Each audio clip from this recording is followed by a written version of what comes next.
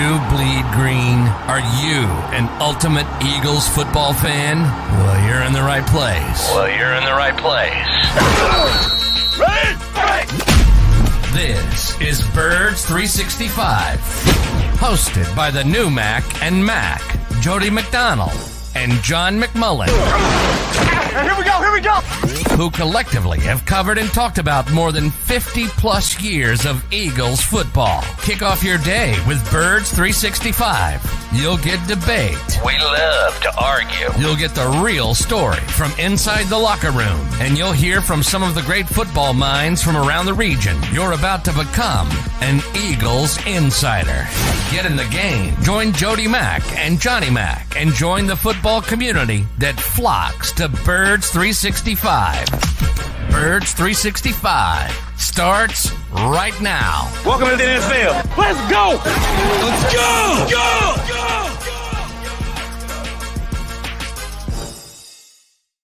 EAGLES, Eagles.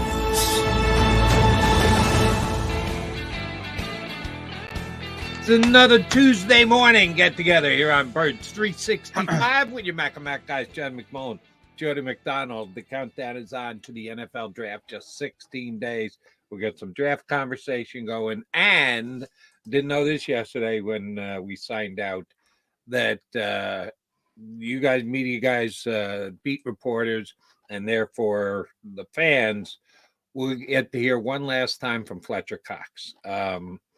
When the Jason Kelce retirement came down, you knew that if John McMullen et al. Got a text and said there'll be a gathering at the Eagles NovaCare complex today, Jason Kelce will be there. You knew it was going to be 4.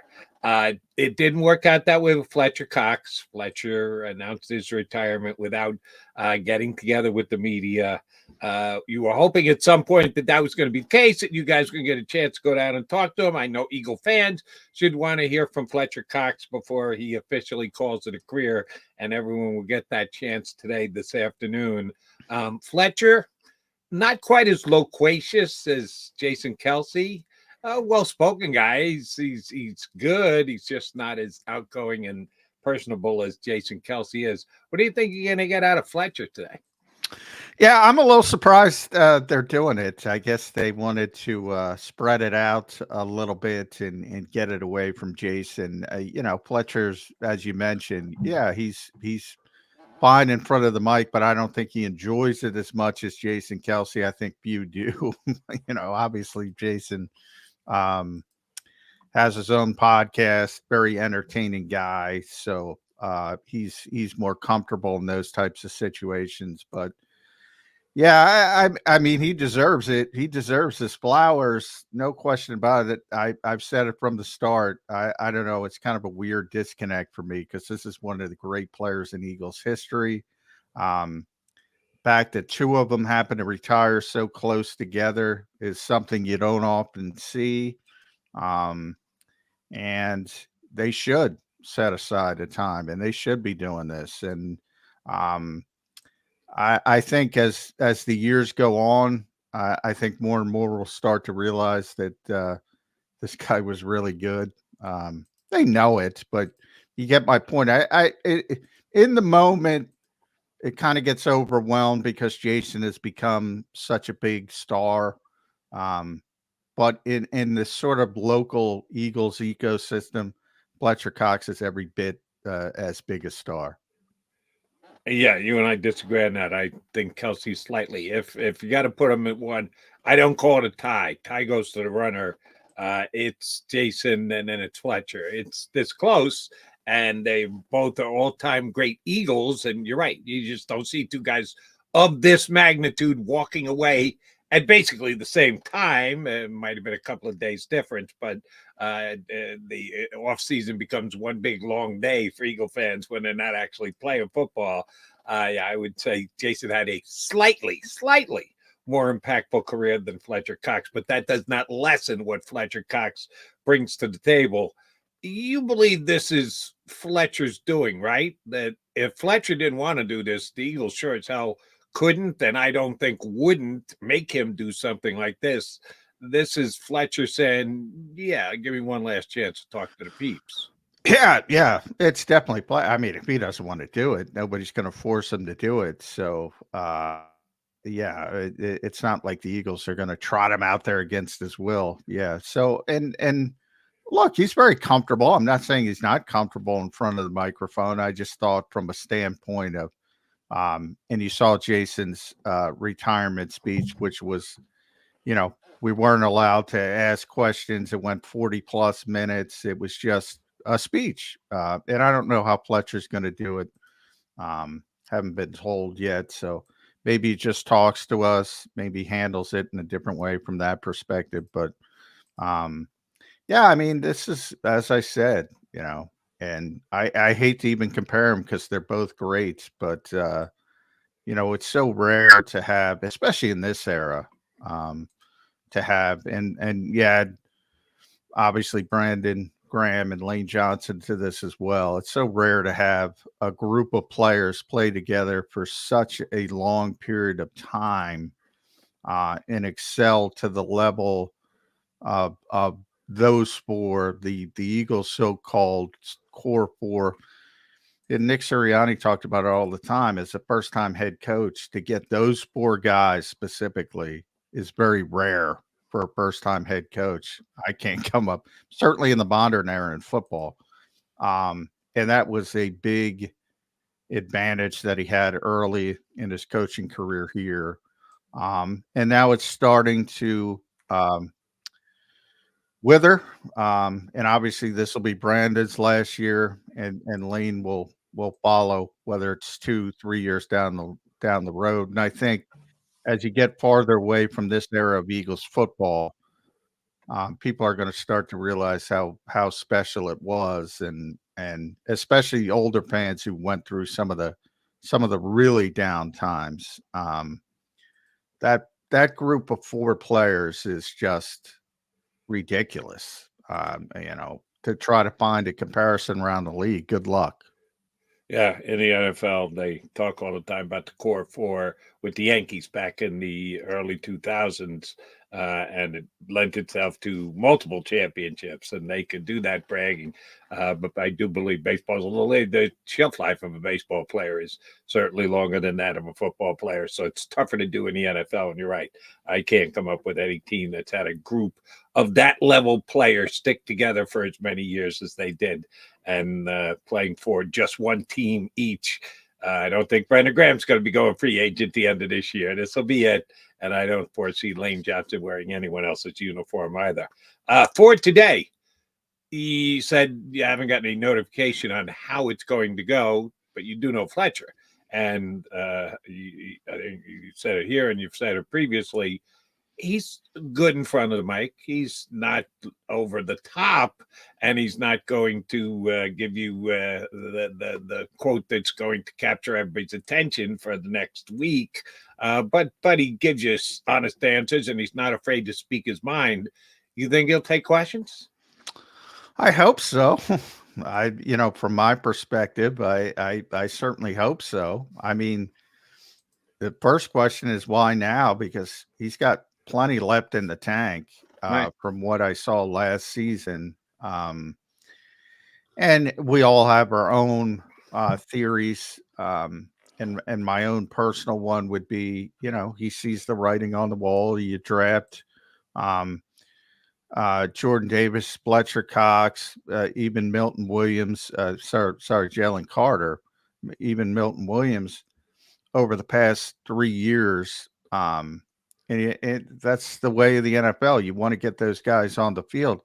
We talked about it with Hassan Reddick in a different way about going younger and wanting to project somebody on the field as opposed to somebody who's played, in the case of Fletcher, 12 seasons, 188 games or whatever, plus the playoffs. They've been in the playoffs a lot. And he's not the same player. Obviously, he's a descending player from what he was as an all-pro. He's not what he was at that point, but he's still very good. And I just don't see a big enough role on this team for him to say it's worth it to come back, and I don't think he wants to play anywhere else. So it's one of those things where if they didn't have the depth that they have at defensive tackle, maybe he is back. And this is my speculation, obviously. Right. And I don't know if Fletcher's going to talk about any of this, but he's got plenty left in the tank. He really does. And he had a solid season last year. But maybe it's just, again, this sport is very difficult on one's body. And maybe he's got a lot of outside interest, and maybe he just wants to be able to do some things, and his body feels good enough to do them. So could be a whole host of things, but I do know he's got plenty left in the tank from a football perspective. I'm on record. Last year, I thought Fletcher Cox was the most consistent player on the Philadelphia Eagle defense. Who do I think was the best player on the Eagle defense? Well, if being the most consistent made him the second best player on the Eagle defense, well, then they lost their top two players, because Hassan Reddick was their best defensive player for me last year. A little more on the Peak and Valley side than Fletcher. Fletcher stayed that even keel course, which basically is Fletcher's entire career. Fletcher didn't have massive down periods where you go, oh, well, is Fletcher getting old? Is Fletcher starting to feel it? No, he stayed that same level. Yeah, there were some peaks where he was all pro and top of the league. He's not that anymore, but his consistently last year, when the Eagles in the last quarter of the season, when the team basically folded up their tent and went home, Fletcher was one of the reliable guys on the defense I had faith in, week out, while other guys were watching their games go backwards and coming apart at the seams. Never felt that about Fletcher Cox. So I agree with you wholeheartedly. He's got something left in the tank. We're just not going to know what, because he's chosen to call it a career at this stage. And I think the Eagles will miss him. I think the two big Georgia guys in the middle will step up and have better, and hopefully, key word here, more consistent years, because they both played very well at times, and other games they were not nearly as effective. I'm not as worried about losing Fletcher Cox, even though I'm calling him the most consistent player on the defense last year, because I think Howie Roseman has done a good job of restocking that position. Don't know that there's another Fletcher Cox in there, but I do think they've got some decent depth at the DT position as of now. Yeah, I mean, Jalen Carter, I think the only thing between him and, consistent Pro Bowl level positioning is, himself, as long as he stays on the right path and shows the work ethic. He's got so much talent. He's going to be a star in this league. And then I have some young players. I mentioned, Milton Williams might be the most underrated player on their defense, in my estimation. They've always liked Marlon Tuipulotu, who's more of a run defender. And Fletcher's probably that's another thing about Fletcher, Jody. He's probably the most well-rounded defensive tackle as far as being able to rush the passer and stop the run. And then Moro Ojomo, who, was a draft pick last year, late 7th round pick, but they like him a lot. So he's there. They signed a kid named PJ Mustipher as they try to get more depth behind Jordan Davis for the zero shade technique. So they have a bunch of bodies, but yeah, you don't replace Fletcher Cox. Just, even Milton Williams, who, as I said, is a very good player. He ain't Fletcher Cox. There was a 5-6 year period where he was, maybe the best, the second best defensive tackle in football behind Aaron Donald. And I always say about Fletcher, there's one Super Bowl team in Eagles history, not one winning Super Bowls team, and he was the best player on that team. He was the best pure football player on the Eagles' only Super Bowl winning team, 2017, obviously. Kind of took off early in his career, and I think, and I'll look it up as we're doing it, the PFF numbers, But last year, I think he was 21st, somewhere in that range of like 130. So he played well last year, and that's what I said. He started early. He started as a 21-year-old, so he's only 33. He's got plenty left in the tank. So 2014 is when he took off, and he was 14th of 133. And then he was top 10, 6, 7, 4, 2, 5 for like that 5-6 year span. Just dominant, brilliant player. I think he should be in the Hall of Fame. I think eventually he'll be in the Hall of Fame. It might take a while, but great player. And he's certainly no brainer. Eagles Hall of Fame, obviously. Agree on that one. Do you think the Eagles, we got the draft coming up now in 16 days, and the Eagles have good draft capital, not outrageous draft capital. Saw an article that had them as per the Jimmy Johnson draft value chart, which, damn it, I had someone on one of my national shows this weekend, and I don't remember who it was. You have Brad on? No, it wasn't Brad. I forget who it was. But they were pretty definitive when they said to me that most NFL teams still hold the Jimmy Johnson draft chart as gospel. That there have been other charts created, and some like to brag that theirs is better. Well, and more Brad's accurate. that's why I asked about Brad Spielberger. Because he started his chart, and a lot of teams use his chart. And he does it with somebody else, and I wish I could say who, and I'll try to look it up. But like some of the more younger Kwesi Odopomense, he uses Analytically driven. Yeah, yes. Thank you. He uses Brad's chart, but the majority of the league, and even Brad admitted when he was on the show in his farewell appearance, unfortunately, because he's changing professions. Even he said most teams still use Jimmy Johnson's chart, which is crazy. And they probably shouldn't, but they do. So that's all that matters. Right, because when you're trying to make a deal on draft day, you can reference a chart. Well, as per this chart, we would be giving you this, and we'd be taking about. If they don't use it, they don't care. Yeah, you can say the chart that you use. You have to have a meeting of the mind. So if the other team is still using the old school Jimmy Johnson, you better have it handy to see if the trade actually does make sense. When they turn you down, you'll understand why, if you're trying to get a little bit of the better for them in the value point. So yeah, someone confirmed that with me again. Brad did, and then I got it again this weekend. But that's what's used. The Eagles, and real quick, it's Jason Fitzgerald. So from Over the Cap. So Brad and Jason Fitzgerald have their own chart, which is, probably more forward thinking. But even Brad will admit that most teams still use Jimmy's chart. And as per Jimmy's chart, the Eagles have the 16th best draft value with the draft picks that they have. And it is very close to the order of the first round, because every single round the value goes down if you're locked into the spot. There is, of course, the addition and losses of draft pick. The Bears, you would think, with the number one pick, would have the number one. They don't.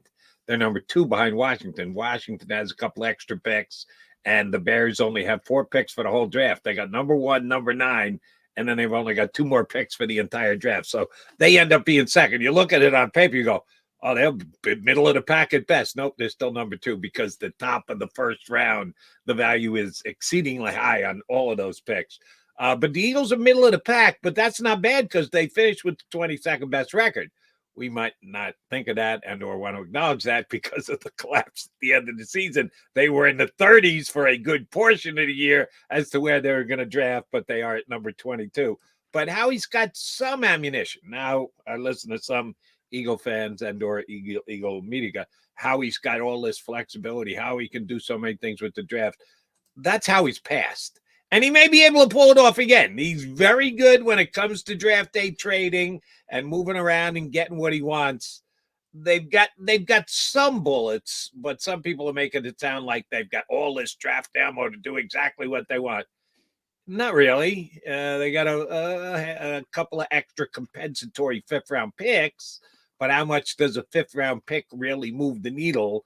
It'll get you up in the third round when you're trying to get out of the fourth round. I would say Howie has got good bullets, not unbelievable over-the-top bullets for draft flexibility coming in 16 days from now. How would you describe where the Eagles are at with the draft capital they have? Well, I would think it's, in the immediate, no, it's right. What 16th and Jimmy's, I don't know what I mean, smack dab in the middle, right? Mediocre. But again, same thing. And when it comes to trades, applies to the draft and free agency applies to the draft. He can do shit other people can't do. I say it all the time. I talk about it because it's real. His job security enables him to look outside the traditional box. So he did it last year with Kaylee Ringo. Maybe it doesn't work. Maybe it does work. But he traded a future third to go up in the fourth to get a player he really liked. He can do that. Other GMs don't even consider that because either they don't think they're going to be around, or they're not comfortable that they think they're going to be around, and they have to work in the immediacy of the now. And they can't think outside the box. But that Ringo trade was a now trade. That wasn't a put it off to a future date type trade. No, but he gave a future pick to get Ringo. So, he can do that. He can pull, and anybody can do it, but they don't operate with that sort of bigger vision because a lot of them can operate with that bigger vision. And it has to be about now, and it has to be about doing things, and it has to be about making your current picks more valuable, and making everything hit now, just like it is in free agency and just like that. Now, sometimes he gets hit. A lot of people are hitting him for Hassan Reddick. And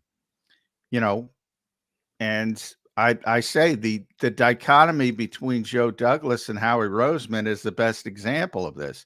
One is literally GMing for his job. One doesn't have to worry about that. So he can think about it in a different way.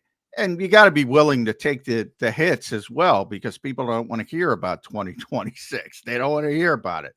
They don't want to hear about future picks. They don't want to see this. They don't want to say, go up and get a player you like in the fourth round or do something of that nature, which isn't, splashy. But if you're talking about the top of the draft, and that's all that most people care about, it's about 22, 50, and 53. So does he have ammunition to go up and do what he has been doing in recent years, and for that small targeted trade up, whether it was Devontae Smith or Jordan Davis or Jalen Carter? Yeah, he could do that, but you're probably going to lose one of those premium picks as well. So, depends how you look at it. But to me, it's always about the player. If you really, really believe in a player, go get that player. Who gives a shit about three players you don't believe in or you think may be something? If you think one guy's a home run and then you get three singles, go get the home run. If that home run is out there, but again, it all depends on the depth in the draft at the top, and if the draft is that good. I don't know that there's, maybe I'm looking at too positionally than individually.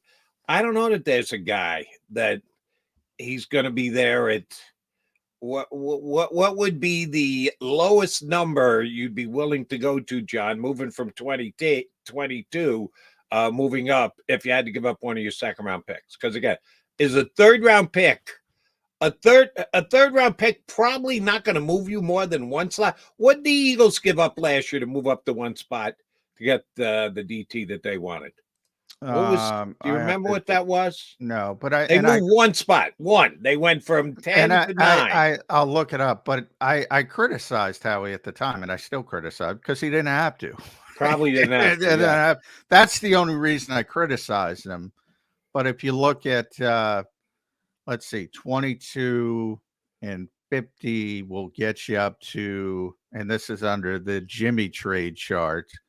So that gets you 800 plus 400, 1200, 1180. That will get you up to, according to Jimmy's trade chart, 13, 12. Okay, so that's not a bad move. All right. But that's giving up your first second round pick at number 50. Yeah. And Okay. 53 would get you up to 1170. Somewhere in the same range. So Yeah, you probably 14, give up the 15. second one. Probably give up the second one more than the first one. Would you want to go up that high? I think the one player would be Quinyon Mitchell. I've been saying it. And I don't know if they believe in him, but if they do, that is the one guy that I think that could make them get off their keisters and say, all right, if he starts to get to a certain spot, maybe we should think about going up again. All right. I'm going to make you do math one more time since you got the draft chart open. If they traded their third round draft pick, and package 22 in their third round draft pick, as per the Jimmy Johnson chart, how much would that actually move? Because I think Howie's going to want to hold on to both of them. Well, they don't have a third round. They don't have a third round pick now. Oh, that's right. What am I talking about? Yeah. So their next pick is until like in the hundreds, right? Yeah, 120. So you're going to have to give up if you're going to target one of those guys, you're going to have to give up the second of your second round pick. Yeah. Yeah. Or you can go in the future if somebody's interested in a future pick. But no, that's more likely the Eagles doing that because Howie Roseman will accrue those future picks. Other general managers, as you just said, well, you never know because for today. Some obviously it's a sliding scale in the job security for each GM, but some, have a little bit of rope, and some might say, all right, this is a crappy draft, and I can move down a bunch of spots and get what I want, and I'm not really in love with this, and I can go into the future from that perspective. So it's always about the individual team. But 120, just to do it real quick, that'll get you up to maybe 20, so you can get up You're moving a two spot or slots. so. Maybe 21. Yeah, that's probably like he did last year, because I think the move up, and that was from 10 to 9, which is more significant than 22 to 21, and they had to give up a decent day 3 pick. So it's either it's a 2 or bust. If you're looking to move up in the first round for a targeted player that you don't believe will be there at 22. And I will cut Howie some slack, and I'll tell you why from last year's draft that he gave up a pick that he probably didn't have to go up. Carter was still on the board, and there had to be other teams inquiring with Chicago, hey, what's it going to cost for us to move up? If Chicago was running a bluff on Eagles, well, we're talking to these other teams. I have to give that credence. If I'm the Eagles and I got a chance to move out on and get Carter at number 9, which was value at that time, and the Bears trade the pick to somebody else. It was a 2024 fourth, so it was a future fourth. What they moved up to get. Yeah, that's not much. That was a good deal by Howie. I don't think so, because Howie's veteran enough to know that Chicago was running away from Jalen Carter, and he was going to be there. Again, John, are you disputing the fact that the Bears could have traded the pick to someone else? No. Then that's why you make the deal. You can't know. You don't have the you can't know. You can't know. But I don't know. The general manager, and I'm not much of a Ryan Poles fan, and you're even less than a Ryan Poles fan. But if he tells me on the phone, listen, Howie, here's what I need, and if you're not willing to give it to me, I'm going to trade to somebody else. I have to believe that that's a possibility, and I got to pull the trigger on that deal. I mean, I'm not going to kill him over it, but how many? And Ryan's a little bit different than some people, but I think there were a lot of teams running away from Jalen Carter, and he was the most Eaglesy pick of all time. So, um, you know, is there somebody out there with the cachet to take the chance there? I guess it's a Right. possibility. I'm not going to kill him for it, but I would have waited. But then it depends on who else they liked, and maybe they didn't like anybody else at that position. I haven't heard anything to that point because they were hyper focused. And in fact, it was a little, I was thinking about this when I was writing about their top 30 visits, and I always talk about themes more than the actual players. And Jalen Carter, if you remember, and I had forgotten this, once he talked to the Eagles, he stopped taking visits. Like it was, they rarely telegraph things. Like his floor was the Eagles, and he kind of knew it. And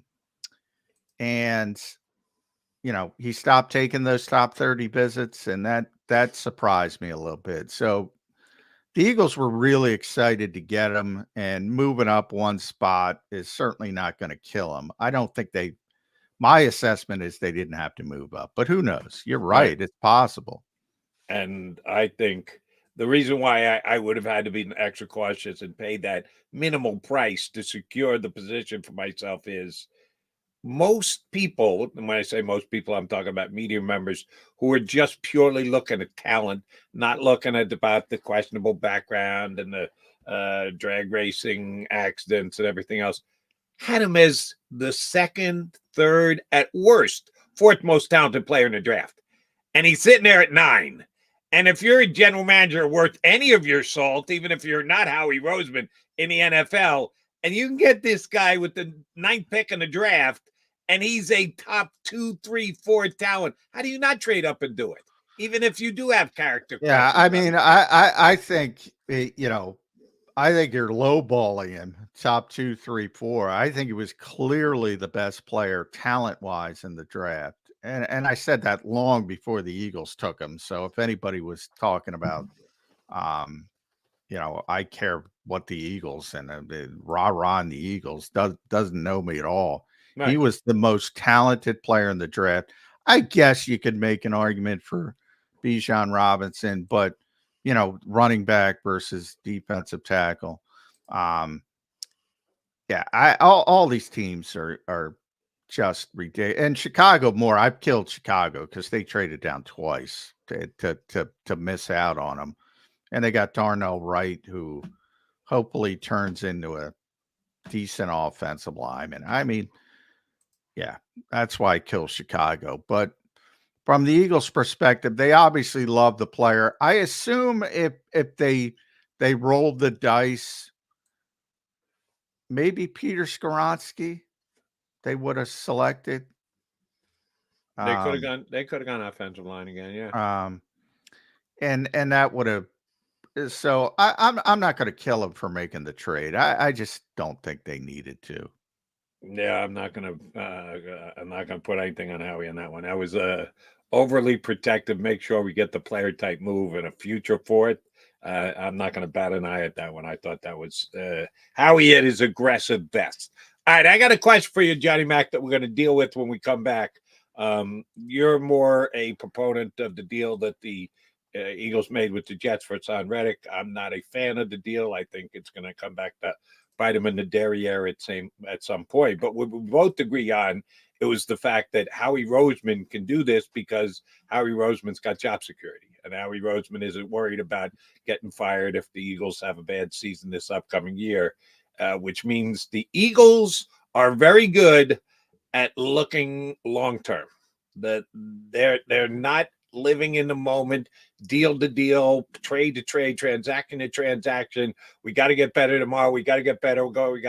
No, Howie can, because of the luxury of his position, look down the road a little bit when he makes a decision. I'm going to ask you about a down the road potential decision for the Philadelphia Eagles, and it will not come into play till at its earliest 2025. I'm going to ask you about the head coach of the Philadelphia Eagles. We'll come back. We'll do that next. He's McMullen. I'm McDonald. You got Birds 365 here on the JAKIB Media YouTube channel.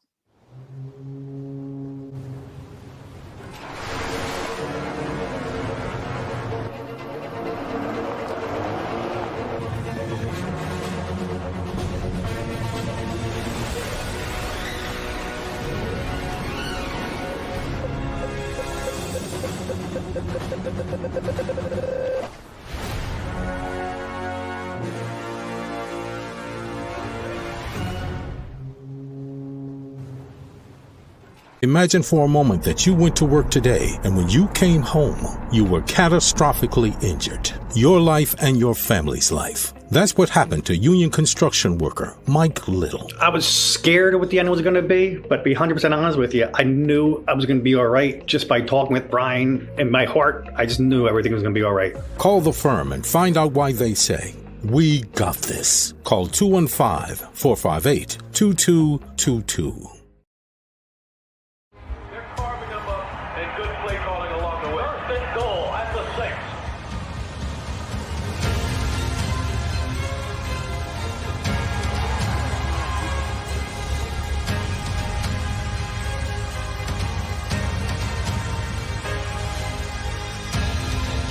Field of life, First Trust Bank is there for you. Champions on 3. 1, 2, 3. Because Philadelphia dreams deserve a Philadelphia bank. Underdog Fantasy is the easiest place to play fantasy sports, and certainly the easiest when you're watching the NBA. And the NBA playoffs are almost here, and you can win money making picks. What are you waiting for? Sign up on UnderdogFantasy.com and use the promo code WIN. An Underdog will double your first deposit up to $100. That's UnderdogFantasy.com. Use the promo code WIN. Get ready for the NBA and get ready for the NBA playoffs. Go to UnderdogFantasy.com. Use the promo code WIN.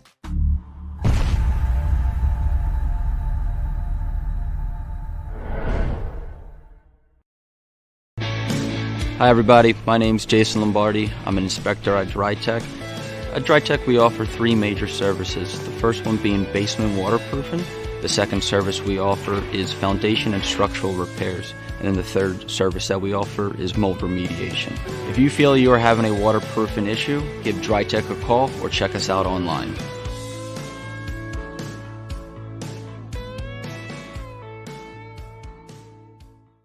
Do you stream on a Roku, Fire Stick, Google TV, or Apple TV? Now you can watch 6ABC 24/7 with the 6ABC Philadelphia streaming app. And the big story on Action News? Search 6ABC Philadelphia and start streaming today. EAGLES. Eagles.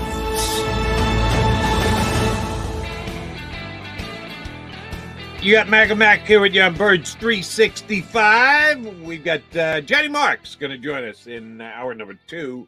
We'll talk to JM a little bit down the road.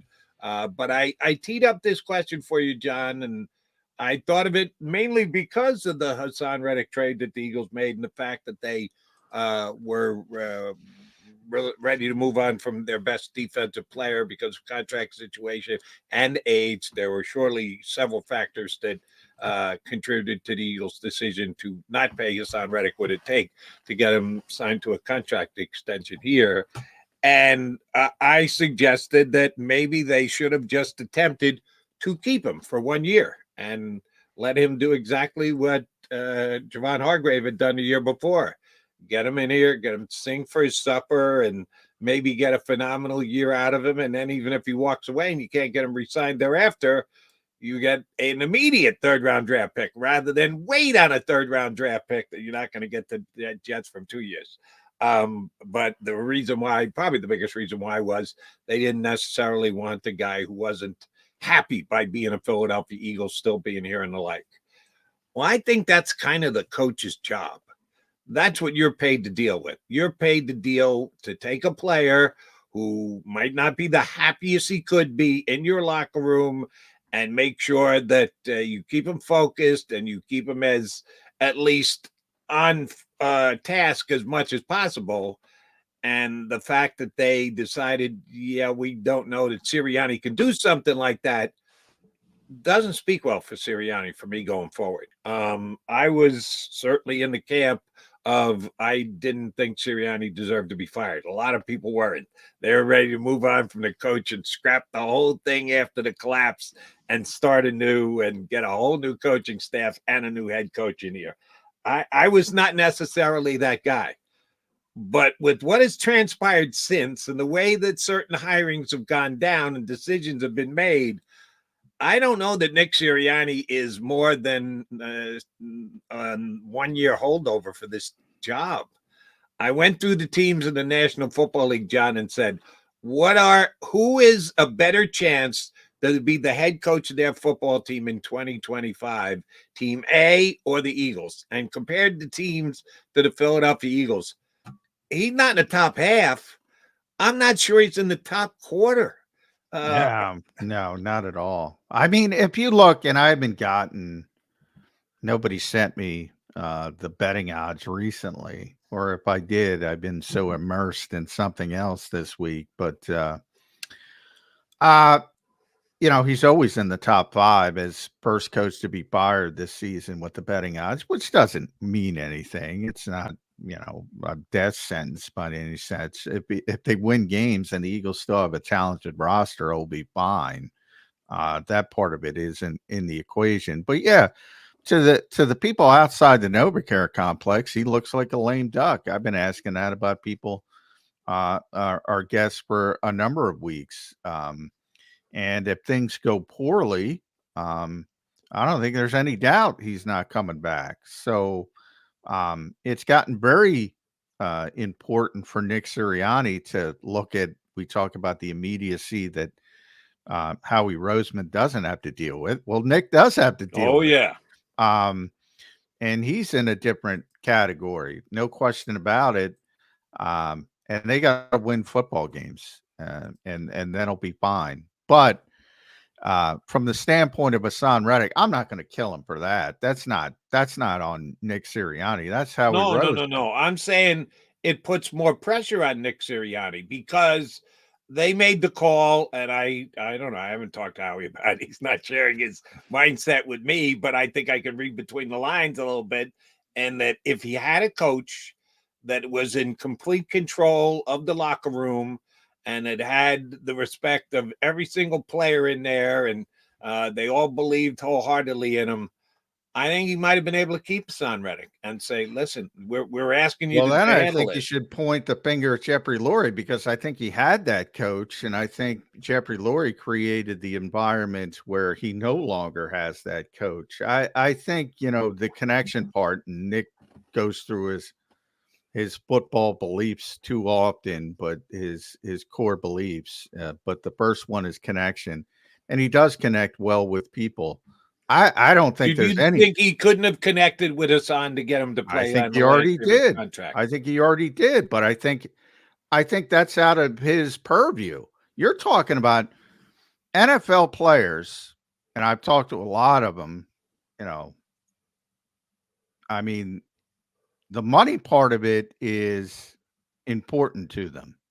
And from not only the obvious perspective, you want to make as much money as possible in a short shelf life, but from a respect factor. So I think if you talk to Hassan Reddick today, he would only have glowing things to say about Nick Sirianni. Is he happy about other people in the organization? No. And as I said, you can't. I don't know. I think you and I differ on this a little bit, and correct me if I'm wrong. You can't expect Hassan Reddick to come here and play for the Philadelphia Eagles again, getting less money than Bryce Huff. That has nothing to do with Nick Sirianni. That is Howie Roseman's job. And I think Howie, again, did what he did with the defensive backs last year. Once he got Bryce Huff, it became a 3, and we're going to keep 2. And then all of a sudden, both Hassan Reddick and Josh Sweat were given the opportunity to seek potential trades and look elsewhere. And Josh Sweat was the one who agreed to the contract quicker. And it was a more obviously, it's much more complicated with Hassan Reddick, because you're talking about 20 million plus, most likely. And at that point, the door was shut. And that, again, you can argue how much they should go, how high they would go, but they always had to go higher than Bryce Huff. There was no way, not in a million years, he was playing for this team. He might play for the Jets. Despite the great connection that you're telling me he had with Nick Sirianni. Man, the money has nothing to do with respect or like or disrespect for Nick Sirianni. That is, in his mind, it is disrespect from the Philadelphia Eagles to ask him to play for less than Bryce Huff. And I agree with him wholeheartedly, by the way. That is nothing to do with Nick Sirianni. That is all Howie Roseman. Right.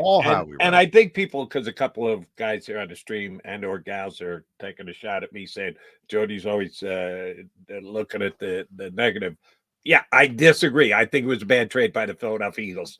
I'm not a cheerleader. I don't get paid by the Philadelphia Eagles. I'm going to give you my honest opinion on them. When they're great, I'm going to tell you they're great. When I think they've made a mistake, I'm going to tell you they made a mistake. And maybe you're misinterpreting what I'm saying here.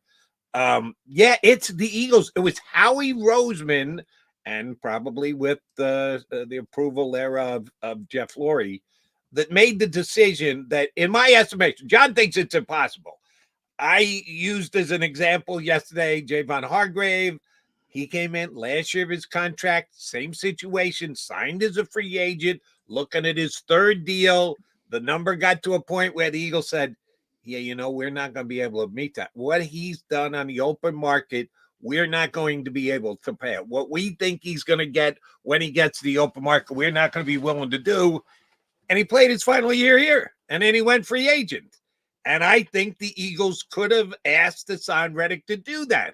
However, if you're going to do that, you need to have faith that the coach and his staff are going to be able to get the most out of the player. And I think that the Eagles showed their evaluation of Nick Sirianni by saying, yeah, we don't have this in place. This could get out of hand. This could get out of control.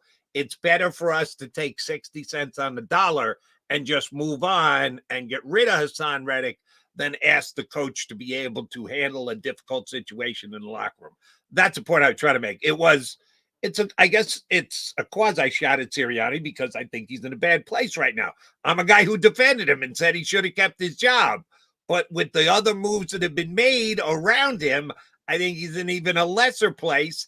And I think the Eagles tipped their hand by showing you that they were willing to move off Hassan Reddick, who was their best defensive player. Well, the most they could get in exchange for him as a future third-round draft pick. They certainly were willing to move off him, and they indicated that they wanted the younger body. And again, it's all about projection, and we'll see if they're right on Bryce Huff. And they also wanted Nolan Smith to get more involved, which is very questionable, and people are fair to question.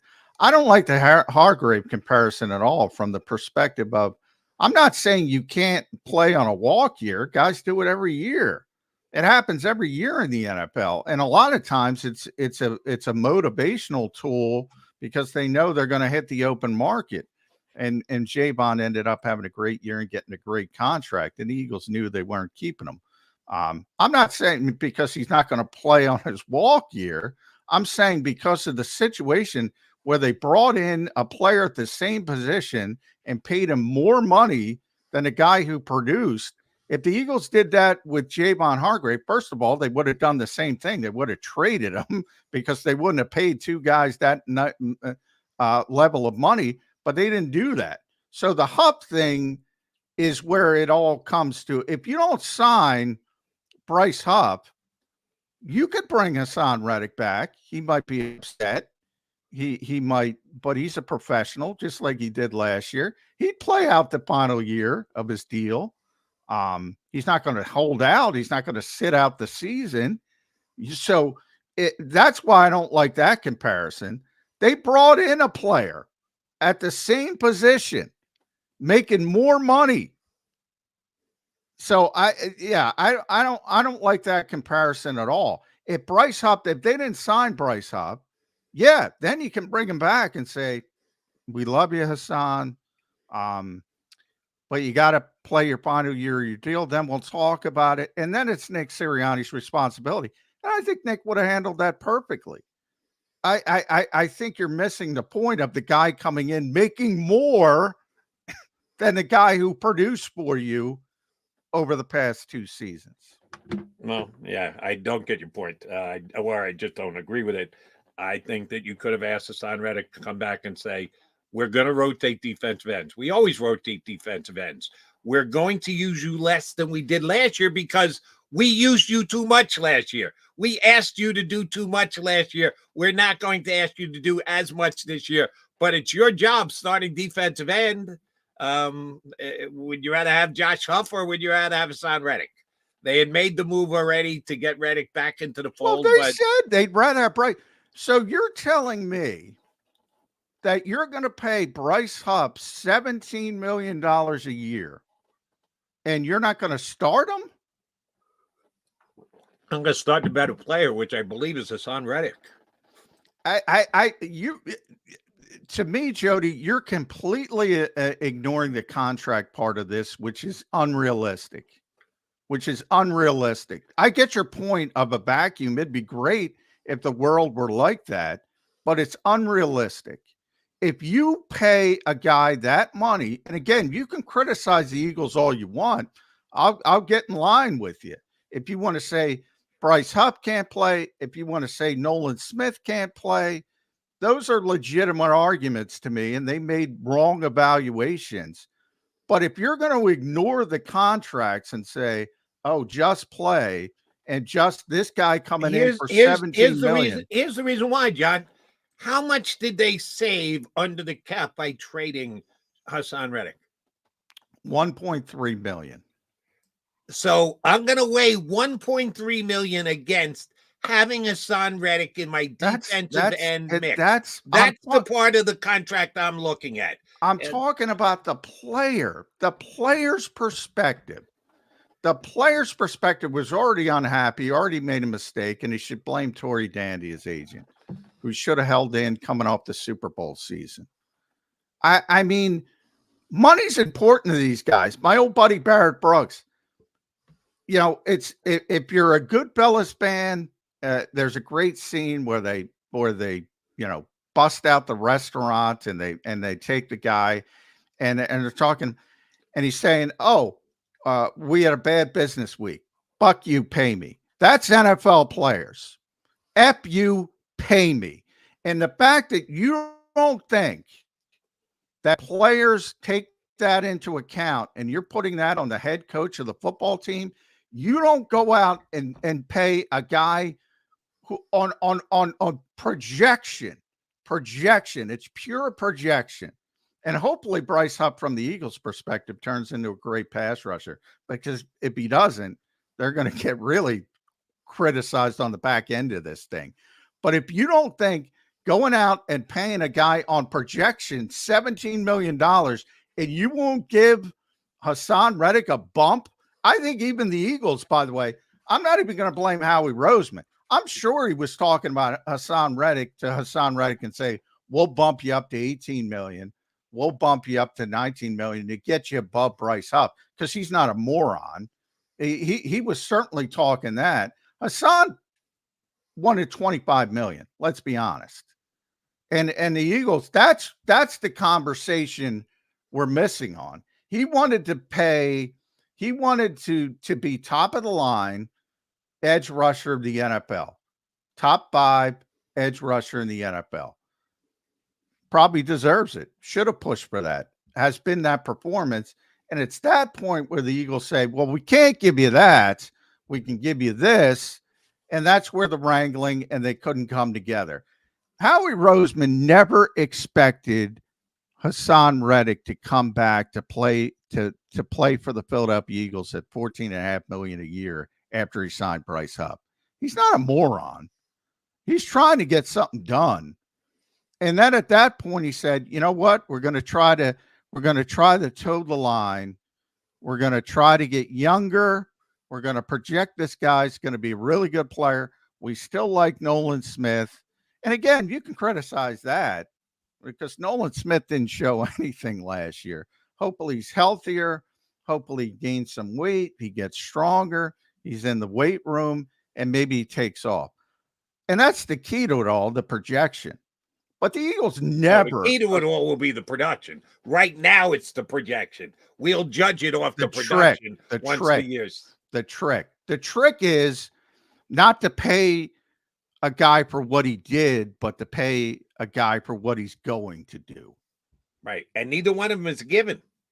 A projection is just that. It's a projection. You don't know. It is not a foregone conclusion. They are projecting that Huff is going to get even better than he was with the Jets, because I believe what Hassan Reddick did here was better than what Bryce Huff did for the Jets. So you don't know either way. You're as you say, if you pay for what somebody's already done and then they don't reproduce that, yeah, you look stupid. But if you have a projection and you're projecting a guy to improve and get back to the level, just to the level of the guy that you let walk out the door or trade for a future third-round draft pick, yeah, that could be just as wrong. Hey, it's not given to get it right either way. You could draft Jalen Reagor instead of Justin Jefferson. Projection ain't easy, but that's the trick to it all. But if Hassan Reddick agreed to play for $18 million this season, he'd be back with the Philadelphia Eagles. If he said right away, maybe he'd be back with the Philadelphia Eagles. We don't know that. You're probably right, but not 100%. I don't know what Hassan's ask number was. I don't know what the Eagles' top offer was. And the fact that they haven't had a deal done between the Jets and the Hassan and his agent, I think does tell you something that we might not have a good grasp on yet what either side was asking, whether Hassan's ask number was outrageous or whether the Eagles I don't think 25 I don't think 25 million is outrageous. I'd ask for 25 million if I were Hassan Reddick. I don't think it's outrageous by any stretch of the imagination asking for that. So if you think the ask of 25 million was right, then you think the Eagles' offer of 18 was lowball.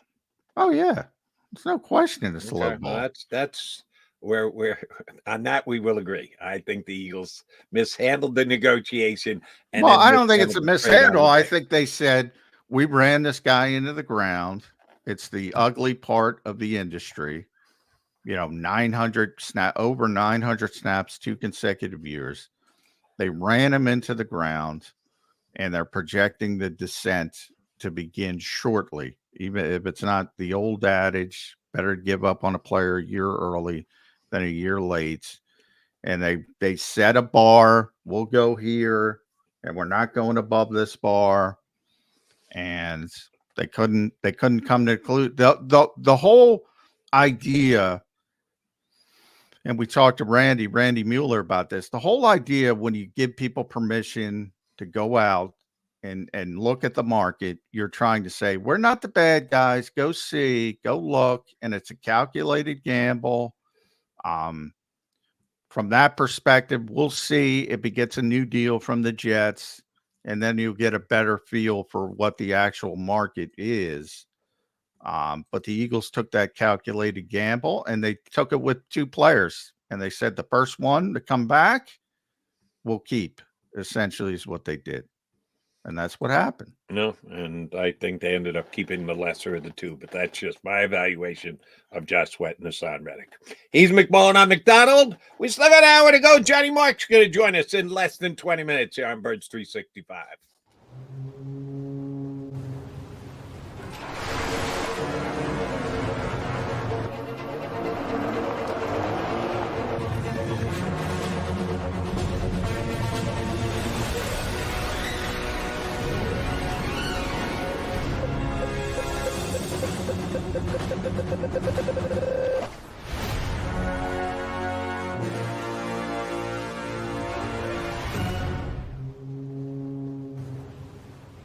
Imagine for a moment that you went to work today, and when you came home, you were catastrophically injured. Your life and your family's life. That's what happened to union construction worker Mike Little. I was scared of what the end was going to be, but to be 100% honest with you, I knew I was going to be all right just by talking with Brian. In my heart, I just knew everything was going to be all right. Call the firm and find out why they say, "We got this." Call 215-458-2222.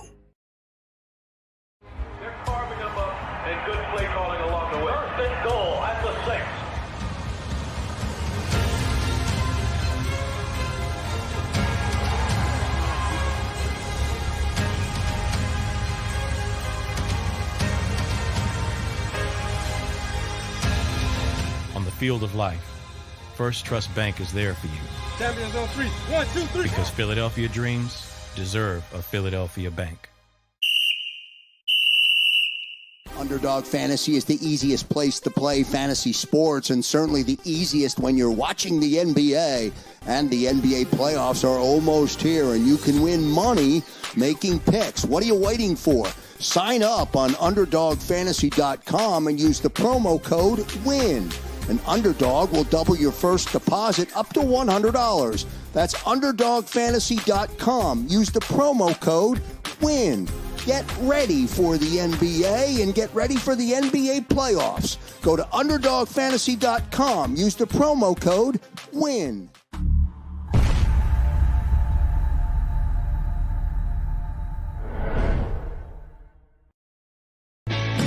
Hi everybody, my name's Jason Lombardi. I'm an inspector at JAKIB.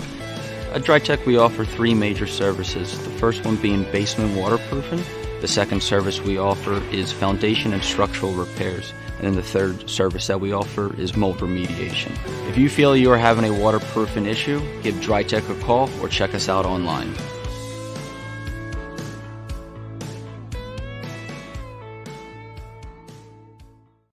Do you stream on a Roku, Fire Stick, Google TV, or Apple TV? Now you can watch 6ABC 24/7 with the 6ABC Philadelphia streaming app. For the big story on Action News, Search 6ABC Philadelphia and start streaming today. EAGLES. Eagles.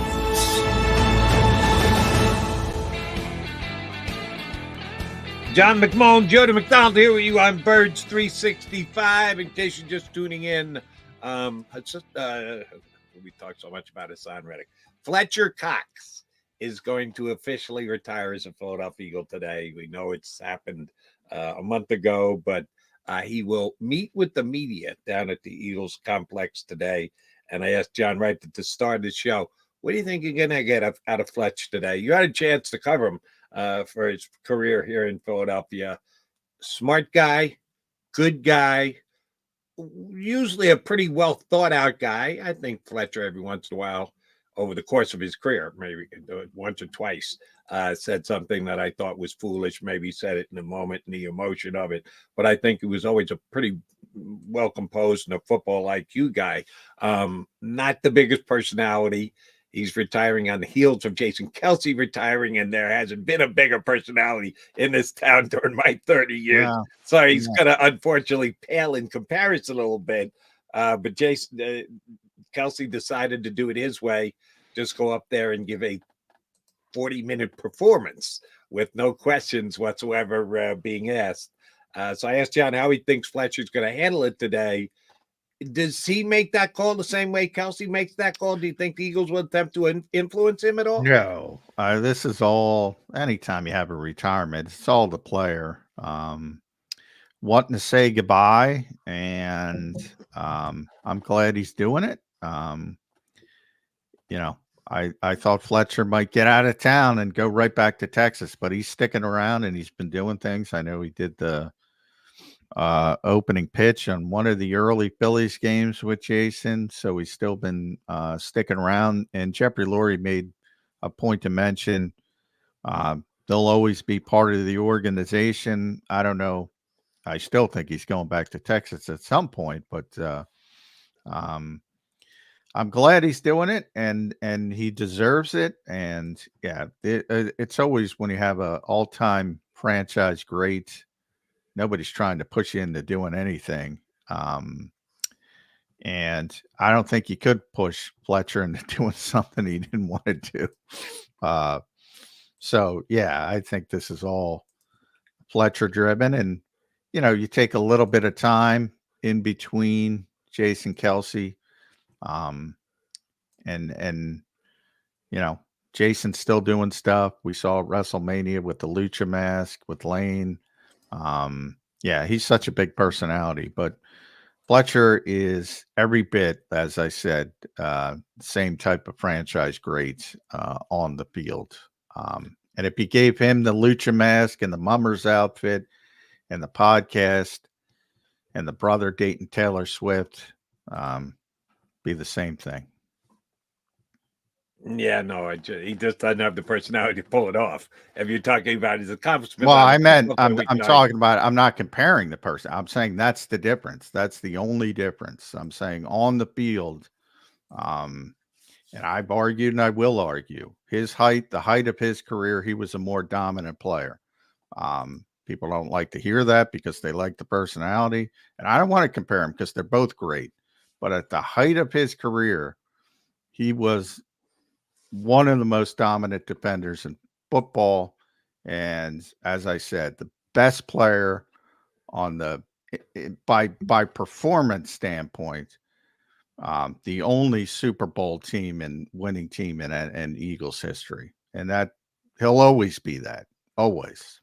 I'll give you the nod on the 2017 season. You and I agree with that. He was probably the best football player on the championship team.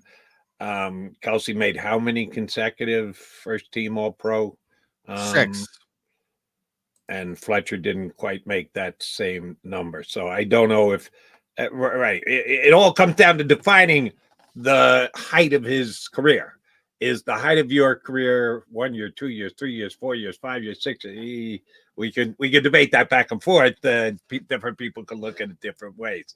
I think Jason had a slightly, that's all it is. It's a very slight difference, but a slightly better overall career in Philadelphia Green than Fletcher Cox did. But here's the problem, Eagles fans. They lost Fletcher Cox and they lost Jason Kelsey. They're going to have to try and replace both of those two guys. Now, I saw an article today about Eagles got younger, that they moved up from like the 24th youngest squad to the 6th youngest squad at this time. It's a moving target because every time you make a move during the offseason, you move the needle a little bit. It can make the difference of moving you up or down in the rankings. They have definitely gotten younger this offseason, but have they gotten better? I don't know the answer to that question. And a lot of it is, as John and I have been discussing basically all day, projection. What does Bryce Huff project to do? They got younger at that position. Bryce Young is younger. Will Bryce Young be as good as Hassan Reddick was here during his 2 years in Philadelphia? I don't think so. So getting younger is nice. Getting better is more difficult, John. And I don't know that they've gotten better at 3 key positions. Fletcher Cox's defensive tackle position, which, as you told me yesterday, there's different positions within defensive tackle. Lane Johnson at center, I get it. Juergens is going to move, but that creates an opening at the right tackle. So you have to kind of fuse those two positions, and the defensive end position that Hassan Reddick played here before he left. You don't believe the Eagles have actually gotten better. We'll all acknowledge they've gotten younger. They haven't gotten better, have they? No, not at those positions in an immediate standpoint, but these guys aren't going to be Jason Kelsey and Fletcher Cox forever. And it is a young man's game, and right. The only one you can second guess is Hassan, because Fletcher and Jason decided to retire. There's nothing the Eagles can do about that. You just have to grin, bear it, give him a man hug on the way out the door, and then get about trying to replace him. It ain't going to be easy. So I'm not critiquing the Eagles for it, because the players just decided it was time, and more power to them for doing that. Yeah, and in the short term, you probably take a little bit of a hit, but in the case of Fletcher, because again, he had the more traditional career in the fact that he's a young player, then he hit it a stride, became a star player, and then the descent began as he got older. Jason had the more rare career in the fact that he got better as he got older. And those 6 consecutive All-Pro, of the 6 last seasons of his career, were his All-Pro season. That I'd have to look. I got to ask some people, some historians. That doesn't happen. Yeah, that never happens. So he had such a unique career, Jason Kelce. And the assumption is like he's going to keep going and going and going. And I would tell people on the show all the time, from talking to Jason behind the scenes, oh, he's fine, he's healthy. No, he wasn't healthy. He was playing through a lot of crap. He's a tough guy, and his body wasn't feeling good. And even he said in his retirement speech, I felt it coming to the point where I was not going to be happy with my performance moving forward. It happens to everybody. And they weren't going to stay in the stasis of being star players forever. So that's the reality of and the difficult part of the sport. And is Milton Williams, if you want to use Milton Williams as the replacement for Fletcher Cox, going to be better than Fletcher Cox in 2024 than Fletcher was in 2023? Probably not, to be honest. But then moving forward, probably. The same thing with Cam. We a little bit lesser with Cam Jurgens, because I don't think Cam's as proven as Milton is. Milton's proven he's a good player. It's just a matter of how good he can get. Yeah, there's still a lot of uncertainty with Cam Jurgens. But obviously the Eagles are very high on him. He was brought here to do this, but it's never easy to replace the legend.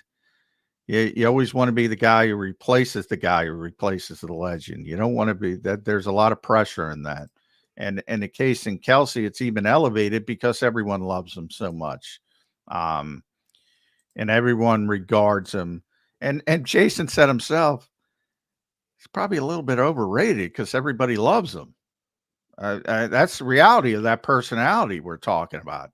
I mean, everybody loves the guy except for Jason Babin. He's the one guy. They love him. So but he has made it very clear that his body was breaking down, and that's what happens in the NFL. Here's where I think the offensive line is an even more difficult task for the Eagles to try and replace, because they got to fix 2 positions. Jurgens will move to center, and I think Jurgens will be fine. I think Jurgens might even be good. Will he be very good? Jason Kelce like year number 1? No, there's going to be a drop-off this year. That's my prediction. Sorry, Eagle fans. And then they're going to have to replace Jurgens, who reached the level of competency himself at that position, and they're going to do so with either a guy who's playing somewhat out of position in Tyler Steen, and or a draft pick that they're going to come in, have him play there for you, but then always be thinking about potentially kicking him back outside. Because if you're going to take him with a first-round draft pick, you can't use a first-round draft pick on a guard. He's got to have tackle possibilities down the road. That don't add up. I'm sorry. That to me says the Eagle offensive line is not going to be as good in 2025 as it was in 2024. Now, I cut the Eagles some slack because they didn't know Kelce was going to retire. I thought Kelce was going to retire each of the last 4 years. So you knew it was coming at some point. And they had to be prepared for the what if. But when what if gets put on the side in the back burner for 3 or 4 or borderline 5 consecutive years, yeah, you don't know when you're going to have to pull that trigger and when you're going to have to be ready to replace the guy. So I'll cut the Eagles some slack. But the bottom line is we are where we are right now. And they're not as good as they were at the end of last year because of those 2 retirements, plain and simple. No, I agree with that. And I think, the Eagles knew long before we did that they were probably going to be without Jason this year. With Fletcher, I think it was ironically more up in the air. I don't know if the Eagles would have brought Fletcher back from a contract standpoint anyway. similar, and that's a really difficult. Like if Fletcher wanted to play for somebody else, like he could be playing for somebody else. I firmly believe that. So do Whether I. it's Pittsburgh, the Jets, somebody who tried to sign him last year.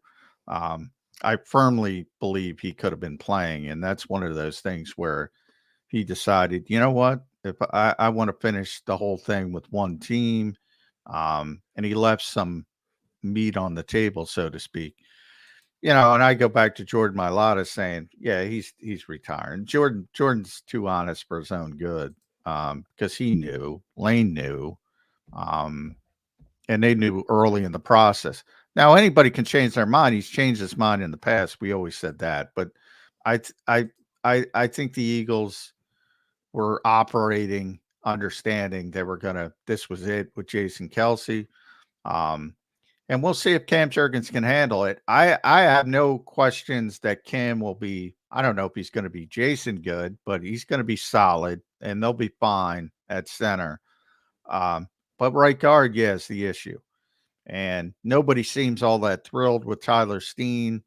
And that's why everybody's focused. Plus the depth in the first round on the offensive line. Potential pick.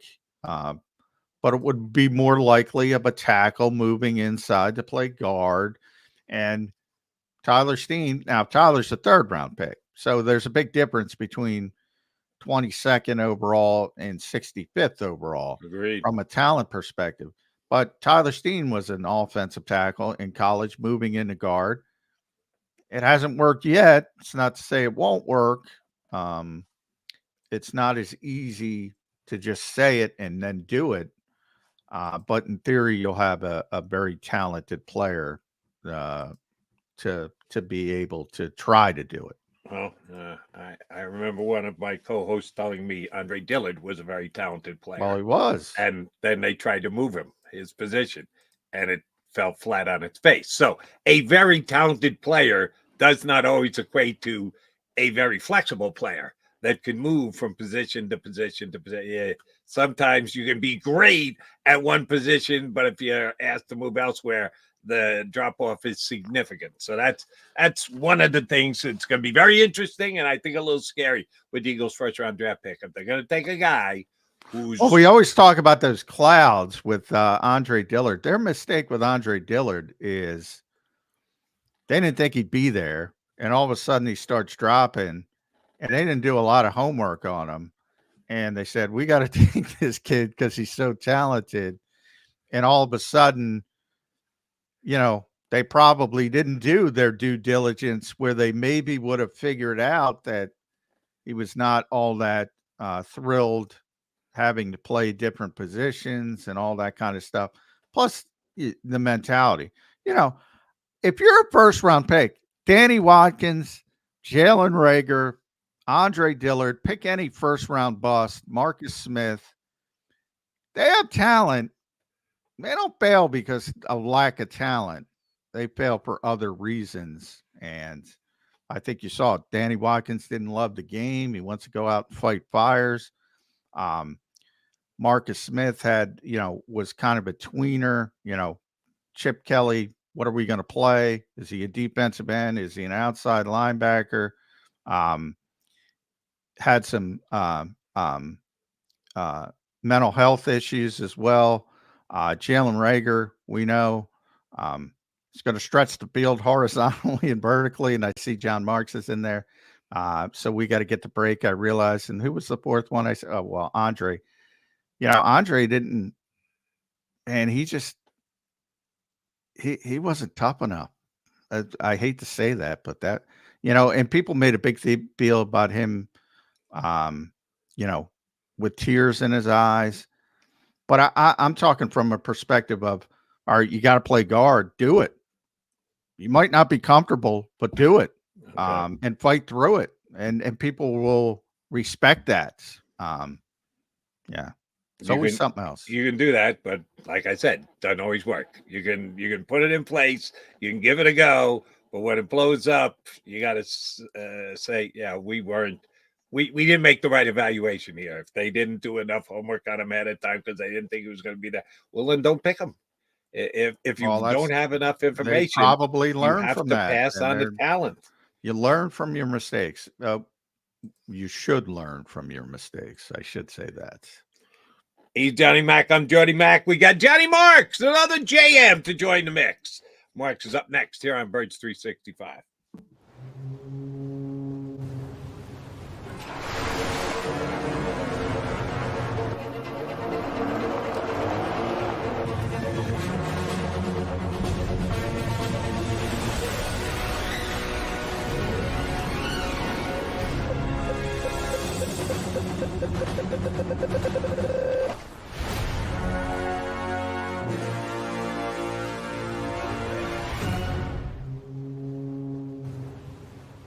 Imagine for a moment that you went to work today and when you came home, you were catastrophically injured. Your life and your family's life. That's what happened to union construction worker Mike Little. I was scared of what the end was going to be, but to be 100% honest with you, I knew I was going to be all right just by talking with Brian. In my heart, I just knew everything was going to be all right. Call the firm and find out why they say, "We got this." Call 215-458-2222.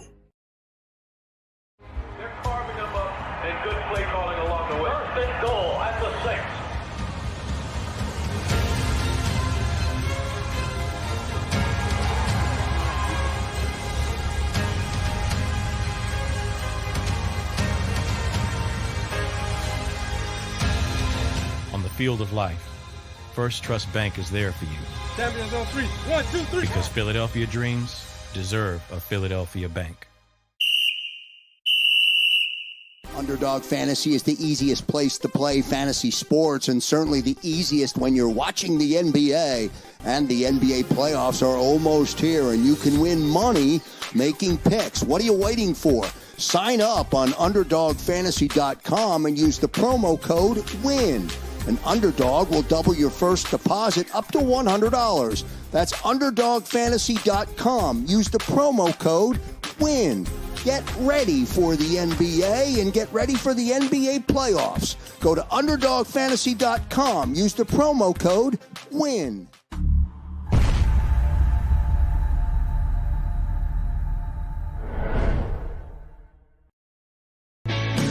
Hi everybody, my name's Jason Lombardi. I'm an inspector at DryTech. At DryTech we offer three major services, the first one being basement waterproofing. The second service we offer is foundation and structural repairs. And then the third service that we offer is mold remediation. If you feel you are having a waterproofing issue, give DryTech a call or check us out online.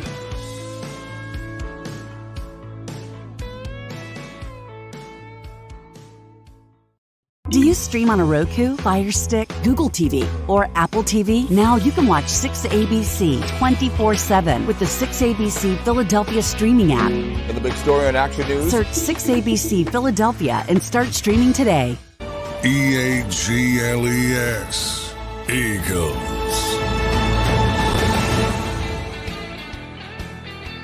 You got Mac and Mac here with you on Birds 365. We're adding another JM to the mix.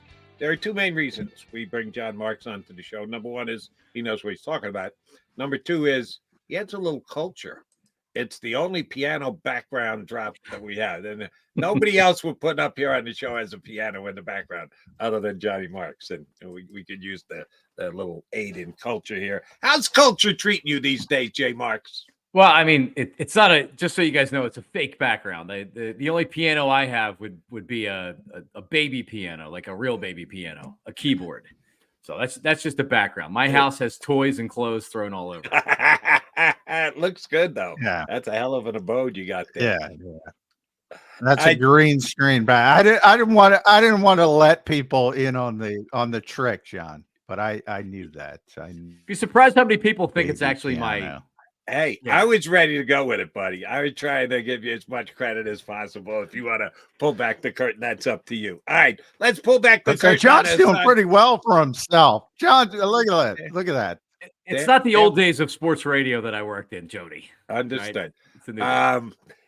John and I have been debating it since it came down to Hassan Reddick trade to the Jets. Not a big fan. I think the Eagles mishandled the situation in 4 or 5 different ways. They decided to move on. They made the call on Huff. They're going to go with youth rather than a proven and a given like Hassan Reddick. Smart move by Howie Roseman, getting out in front of things, or miscalculation, and they're going to miss Hassan Reddick badly.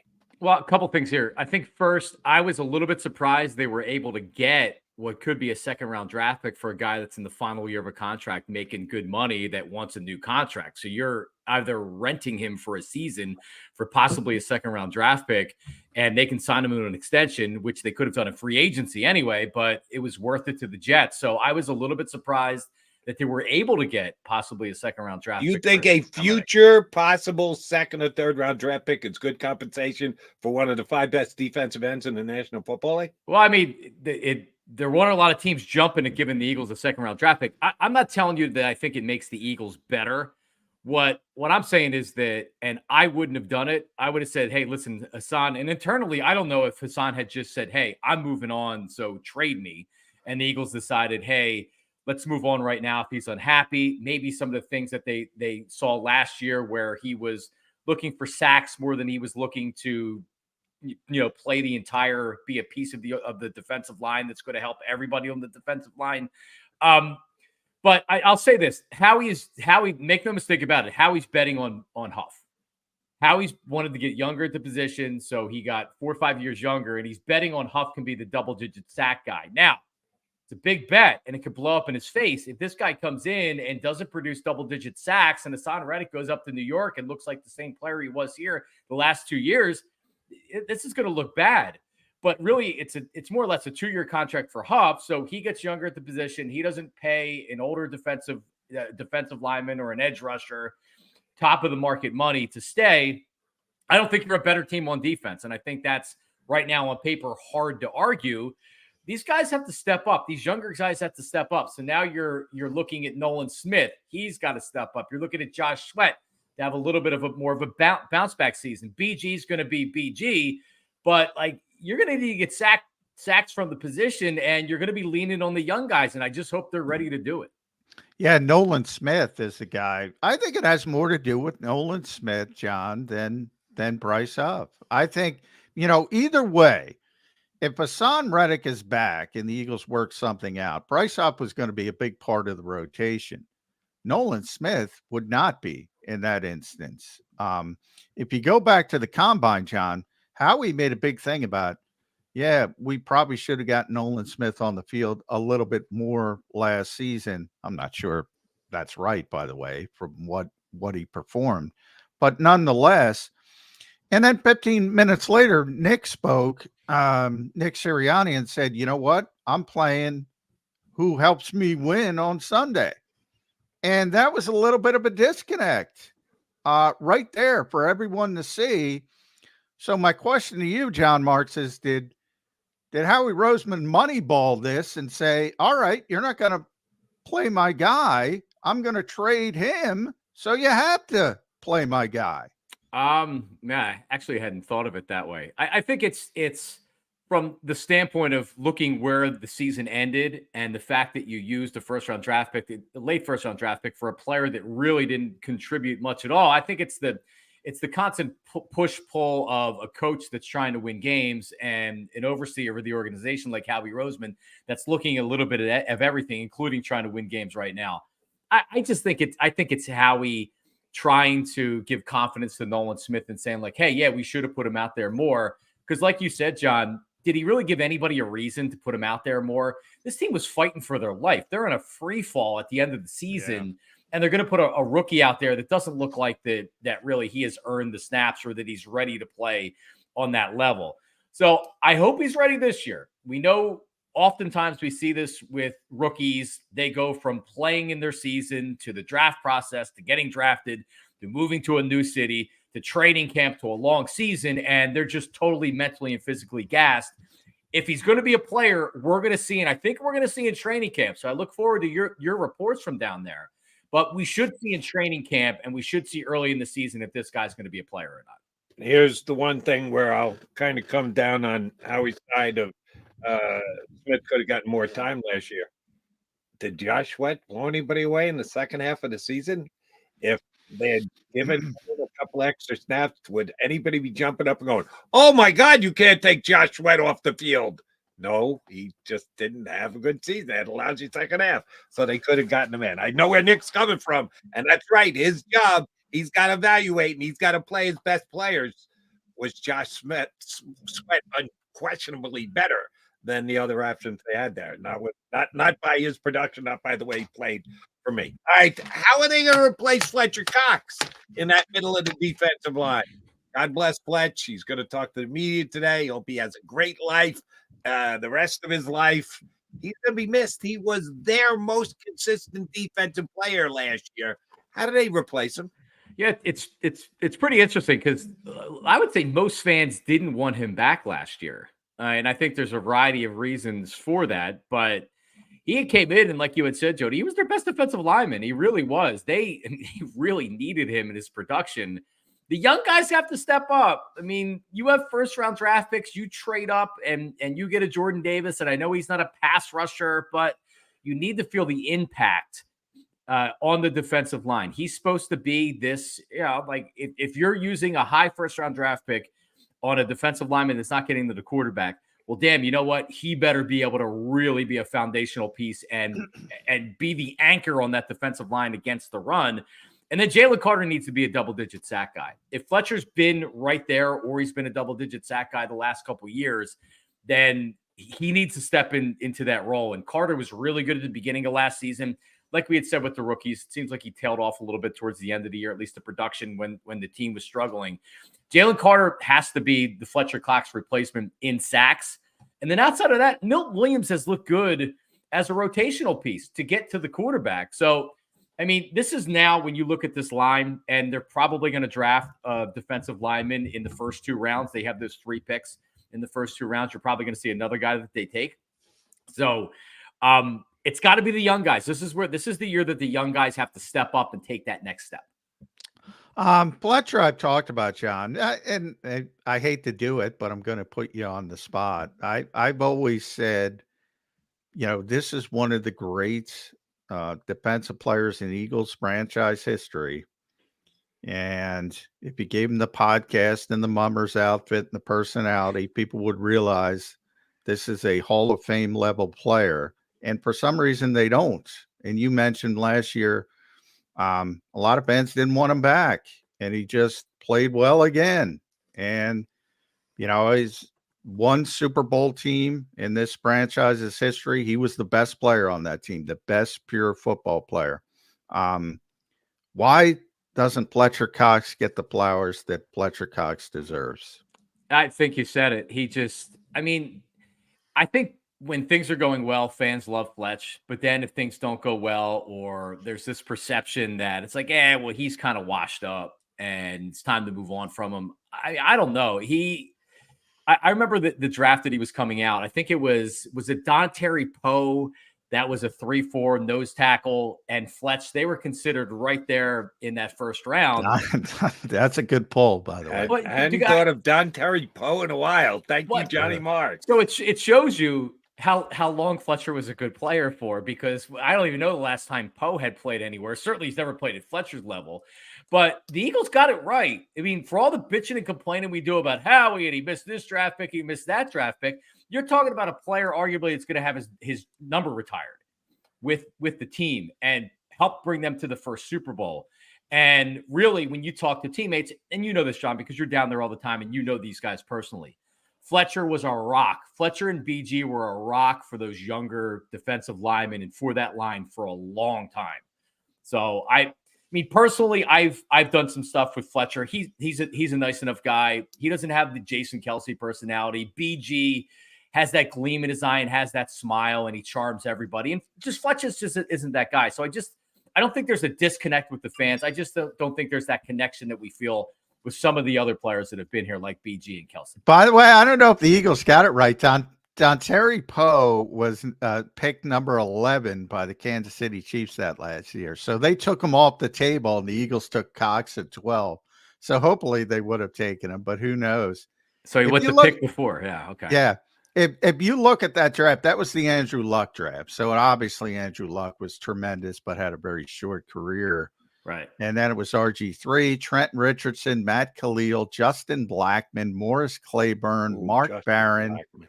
Ryan Tannehill, Luke Kuechly, Stephon Gilmore is a great player, Don Terry Poe, and then Fletcher. Other than Luke Kuechly, who's phenomenal, just off the charts.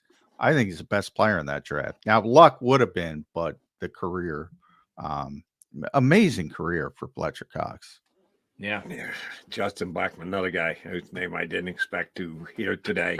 I thought he was going to be great coming out, and he was a flat-out bust for his NFL career. Some you get right, some you get wrong. I was woefully wrong on Justin Blackman. All right, Howie is under that pressure because the draft is now just 16 days away, Johnny Marks. They've done a pretty good job of building up some talent and filling holes and draft-proofing the roster. So they can just purely draft for need in any and all rounds.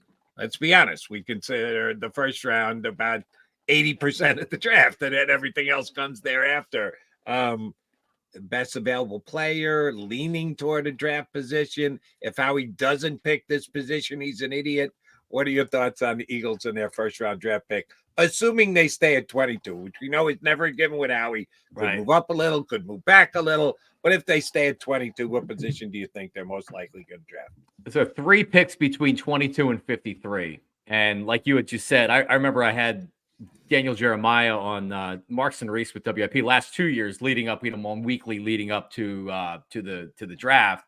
And he said the same thing both years. He said there is a 0% chance Howie Roseman doesn't make a move in the first 2 rounds. And like you said, Jody, every year he seems to do that. The one thing I worry about with 22 and picking at 22, and I really should have had this if I would have thought of it before you asked the question. But if you look at Howie's draft picks, when he picks in that area, in that range in the 20s, they're not very good. So, and it makes sense. The higher that you're up, the better player you're getting. And it seems like when you go for in the 20s, sometimes you're looking at like, wow, he's got a lot of potential. Let's take a little bit of a swing because if we hit, we could get a Pro Bowl player as opposed to going to kind of a safe choice in the 20s. With all that being said, I think he's going offensive line or defensive line. I'd be surprised if he went anywhere else. There's a lot of talk about the corner. If you look at the mock drafts, I think Wiggins is a guy that's in a lot of mock drafts. That's not going to happen. If everybody has the Eagles taking one player, that never happens. So you see corner. I think they're going with the offensive lineman. If you look at their visits of their 30 that they brought in, of offensive linemen. Yeah, 3 offensive tackles, 3 offensive guards, and then you have 3 edge, 3 linebackers. They've brought in 3 corners. But to your point, I just feel like I'm not comfortable with the depth that they have on this offensive line right now because we're assuming Steen is going to be able to come in and start or be capable or whatever. The reality is that you have an injury or 2, you're in big time trouble. So I think they go offensive line with the first pick or a defensive lineman. We know what they want to do, and there's certainly a need at defensive line. So I'd be surprised if it's not offensive line or defensive line in the first round. Yeah, and if it's not, I want to trade back, John, because when you talk about those corners, if I can't get the kid from Alabama, who I'm not Kool-Aid, Terrion Arnold, or Quinyon Mitchell, and they're not going to be there at 22. Then the next group to me is like, all right, pick your favorite player. Who cares? So I'd rather trade down a little bit, maybe pick up some extra draft capital, do it that way. But because of the depth of the offensive line, you'll probably get a guy who's worthy of that selection at 2022. So you always match up the valuation with the evaluation, is how he likes to say. It's just better value because there's so many good offensive linemen at the top of the draft. That to me is the way the Eagles typically do things. And when they don't, they typically get in trouble. So I'm with you. It's offensive line. I'll even forget about defensive line as well. It's offensive line. Yeah, that's it. If I would say that's the most likely at that spot. Of the 5 players that Roseman has drafted in the range they're drafting this year, Rager, Dillard, Aguilar, Marcus Smith, Danny Watkins. And Danny Watkins you can probably put on Andy Reid.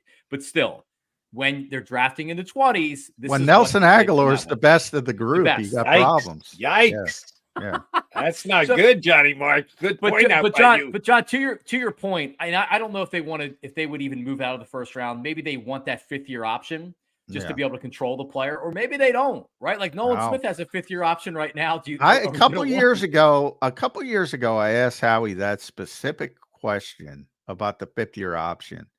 And he was very honest, because when you ask him about generalities, he never gives you anything when you ask about specific players. But I asked him a generality, and he was like, sometimes you want it at certain positions, quarterback, right, but then you don't want it at other positions, running back, linebacker. So he said, most people think that's a valuable thing when you cross that bridge from 32 to 33, and it can be, but not necessarily. If it's not a position where you want to be able to at least have the insurance. Nobody wants to pay that 5th-year, but at least have the insurance at a position of value. So he's very aware of that. Let's put it that way. And look, I just think Cooper DeJean, I think, is a guy that I've seen a lot of hype around the Eagles recently with the fan base. I don't know if you guys are getting that as well. No way I'm taking him at 22. There's just no way. I'll go back and take him. He's a talented player, John. Yeah, I'm not saying that. They're all talented. He's a meritorious top 22 pick. Are you saying you don't think he's one of the 22 best players? I think you could throw a stone at Wiggins and DeJean and Kool-Aid and so what you might as well trade back. That's what I think at that particular position. And I want a true outside corner anyway. I don't want a versatile. That's legit, because he's kind of a tweener, but some people look at a tweener as a positive, that you've got more positional coverage. Some look at it as a negative. That's what I'm worried about with the offensive line. You're all on board with drafting an offensive lineman who's going to be a tackle, but we'll just slide him in at guard. Well, that you'd be doing the same thing with DeJean. If you really believe he's a safety, but we're going to start him at corner because we got a bigger need there. No, give me a guy. And John and John just brought up Andre Dillard, and we brought up Andre Dillard before. But I still have, part of it is I have a lot of trust in Jeff Stoutland, and I haven't met Christian Parker yet. He might be the greatest defensive backs coach in the history of the world, but I've never even met the guy. I know Stoutland's going to do probably a pretty good job. So that developmental part of it as well. Johnny Marks, let me ask you about somebody who we don't talk about enough on this show, Jalen Hurts. He's only the quarterback of the team, but this offseason, for varying reasons, we've talked much less about Jalen Hurts than we did in previous season. Last year, he needed to get the contract. They got that done. He had a drop-off year. He did not play as well, and he seems to just be an afterthought. Is that a good thing or a bad thing, that we're not talking about Jalen Hurts as much as we usually talk about the quarterback of the Philadelphia Eagles? It's odd, Jody, and I hadn't thought about it as much until you kind of brought it up there. It's interesting. What it would tell me is that fans want to believe that he's the guy, and remembers what they saw in the Super Bowl and how he performed in that season. And really, I'll say the first half of last year, how he performed right up until that Buffalo game, and then things kind of fell apart. So I think fans like Jalen Hurts. They've seen what he can do, but I also think they're going to have a kind of a quick trigger with this season. If he comes out and he looks like the quarterback at the end of last year, which I'm not saying he's going to, but I think fans at this point will be quick to jump to say, like, hey man, what's going on here? Like, we gave him the mulligan for the last half of last year, but what about now? And that's why it was so important bringing in Kellen Moore. And I believe going back to more of I'm not going to say a run-focused offense, but making sure that they remember they have the run there, and they're not going to lean on him to throw as much. Now, I'll be curious to see what they do with Jalen in the running game this year. And I've said this, and I'll go on the record right now. I'm not telling you that I need him to be Joe Flacco back there, a stick figure, not running around. I also don't need him being a heavy part of the running game on the offense. Jalen Hurts is now in his second contract. he's going to want to progress as a quarterback as he gets a little bit older. The reliance on the run, and he's going to continue to get injured, is not what I need. Pick and choose your spots. He can be a dangerous weapon with his legs, but he's got to be able to do what we saw in 2022, which is a passer. Be a passer who can operate within the pocket, but also make plays outside of the pocket. So we'll see. Yeah, it's interesting. We don't talk about Jalen Hurts a lot. No. And yeah, it's kind of maybe because there's so much other stuff. Always the Eagles always pop up with something on the radar. But yeah, there's a lot of question marks. To me, it's a difficult tightrope, John, because part of what makes him a really good player is that +1 in the running game. And if you take that away, how much are you limiting him? I don't know. It's going to be interesting to watch. On the other side of the ball, I like this move, John Marks. It's not splashy by any sense of the imagination, but why not bring Avonte Maddox back at that money? You get the big discount. Yeah, maybe he gets hurt again, but who cares? You're not paying him. You just move on. It's a lot different than last year. Yeah. You got to look at the market. Everyone spoke and said, this guy's never on the field. So why not take the lottery ticket and say, if the worm turns and he can play 14, 15 games, you got a good slot corner. Yeah, I think he probably, John, had a lot of similar offers out there from teams in the NFL, which was, hey, we like you. You haven't been healthy. So outside of right around the veteran minimum, and I didn't see what the terms were on his contract, but right around that money, I'm sure some teams would have liked to bring him in as a lottery ticket. That's what he is. I mean, frankly, when I saw that he was coming back, I was like, all right, you felt good because you've seen him do it before. You know he's a quality player. To rely on him and to put him in pen, that's our nickel corner. They can't do it anymore. So whatever you get this year can be a bonus. He does have some versatility. He's played safety before. But anybody that's thinking that Avonte Maddox is going to be healthy going forward, and he's like, this is what he is. And you hope that this is the year that he can play 11, 12, 13 games, that he doesn't have the serious injury. It helps him. It helps him. He's a veteran guy. We've seen what he can do, but it does make you feel better about the nickel position. 17-game season, dead in the middle is 8.5. That's the under-over on how many games he plays. You got to make a call. Is it going to be over or under? I'm going over. At some point, the luck has got to turn. That's an under. That's good, an under. Good on you, Johnny Mac. Going optimistic. More power to you. All right. That's rare for me, by the way. Yes, that's why I pointed it out. Johnny Mac, you got the piano. You got a great bay window. You got to look like a very comfy couch there. Yeah. I know off to the side, you've got your crystal ball, and I don't know if you've consulted it lately, but if you have for this particular question, just please answer it. If you want to beg off and hold off a little bit, I'll let you beg off and hold off till next month when we get you back on after the draft. All right. Who will be the head coach of the Philadelphia Eagles in 2025?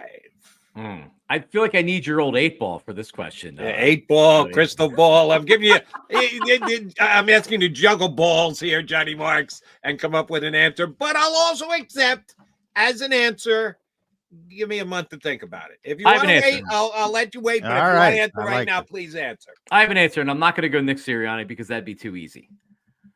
Bill Belichick. Bill Belichick. You think they're going a year later? I'm going to give you a good futures bet at Sean Marks Media. Follow John. I like that. Follow him on all platforms. You got the same at Sean Marks Media. I saw you're doing some stuff with Bet Parks, I believe. So let us know about that. But if you want to bet at Bet Parks or anywhere, Lincoln Riley, a nice futures bet. Howie's a big fan. Loves him. Yeah. And he wants to get the hell out of college football. Everybody wants it. Everybody's jumping ship. Yeah. Yeah, I don't blame him. I worry that I mean we saw Chip Kelly, and it scares me. Yeah, it scares away from me a college. Too. Oh, I think he'd be a disaster. Don't get me wrong, but Howie loves him. Here's the one thing against Lincoln Riley, because I've heard the same thing. John, you heard more often. You're a beat guy. That the relationship between those two guys is close, tight, everything. When was the last time Jeff Lurie paid top of the market head coach dollars? That's a good point.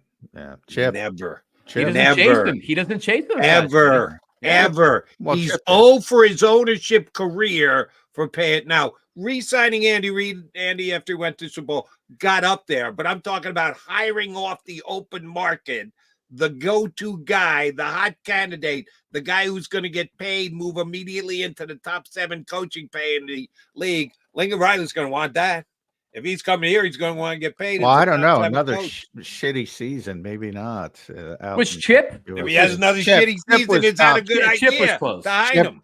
Chip was the number one candidate. That was a sexy hire. And how'd that work out? So it did not work out. You think Laurie's going back there again? I don't think so. Listen, I think Belichick makes sense in this aspect. If Jeffrey Lurie views this team as a team that's ready to win right now and just needs a veteran head coach that he trusts. And I mean, I don't know. I mean, I'm not saying I would hire Bill, but it would be interesting. That's what about Kellen Moore? He can't. I mean, for whatever reason, he's not when he's doing interviews, he's not impressing to get head coaching jobs. What interviews? He still hasn't been introduced to the Philadelphia fans. We don't know spit about Kellen Moore yet. Man, what is that? He interviewed for the Eagles head coaching job in 2021 when Nick got it. Nick Sirianni, so we shall see. JM, always a pleasure. Everyone check him out on Twitter, and that will send you to the many different platforms that he's on, including YouTube. He's on YouTube all over the place, including with our boy Anthony Gargano this week. Good job out of you there. Johnny Marks, always appreciate when you jump in with us. Thanks for doing it today. Thanks, guys. Thanks, Sean. John Marks will now go play the piano in the background after jumping in with us and performing today. All right, McDonald and McMullen coming back. You know what we got to do, but got to put a bow on the show. But before we do, let me give you Eagle fans a chance to save yourself some money for the upcoming season, to bet on the Kentucky Derby, bet on the Sixers, the play, whatever. You want to save a couple of bucks? Let me help you out saving a couple of bucks. Birds fans, here's your chance to put 40% or more back in your pocket on car insurance right now from one of JAKIB Sports. Great partners. Here's what you need to do. Call one of their 2 managing general partners, either Jim or Fran, and tell them you're a friend of JAKIB Sports and Birds 365.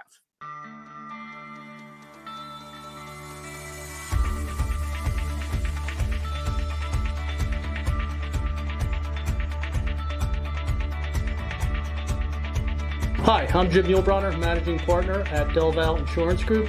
Give us a call. We're a local, knowledgeable agency, not an 800 number. Go Birds!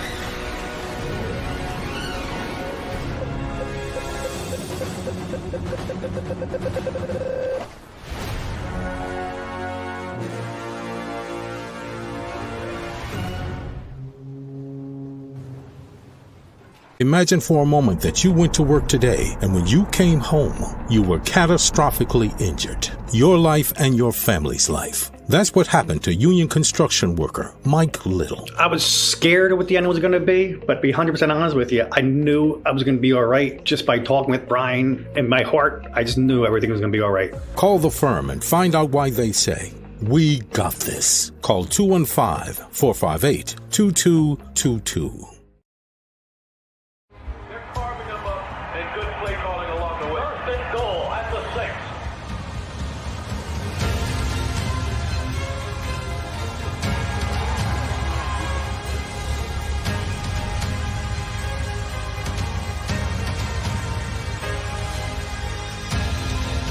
Field of life, First Trust Bank is there for you. Champions on 3. 1, 2, 3. Because Philadelphia dreams deserve a Philadelphia bank. Underdog Fantasy is the easiest place to play fantasy sports, and certainly the easiest when you're watching the NBA. And the NBA playoffs are almost here, and you can win money making picks. What are you waiting for? Sign up on UnderdogFantasy.com and use the promo code WIN. An Underdog will double your first deposit up to $100. That's UnderdogFantasy.com. Use the promo code WIN. Get ready for the NBA and get ready for the NBA playoffs. Go to UnderdogFantasy.com. Use the promo code WIN.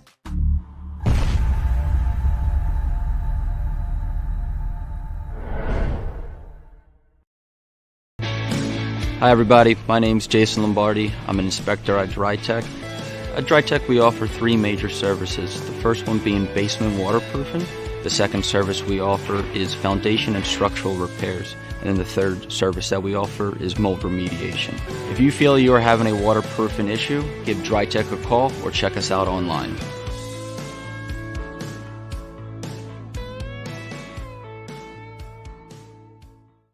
Do you stream on a Roku, Fire Stick, Google TV, or Apple TV? Now you can watch 6ABC 24/7 with the 6ABC Philadelphia streaming app. For the big story on Action News, Search 6ABC Philadelphia and start streaming today. EAGLES. Eagles.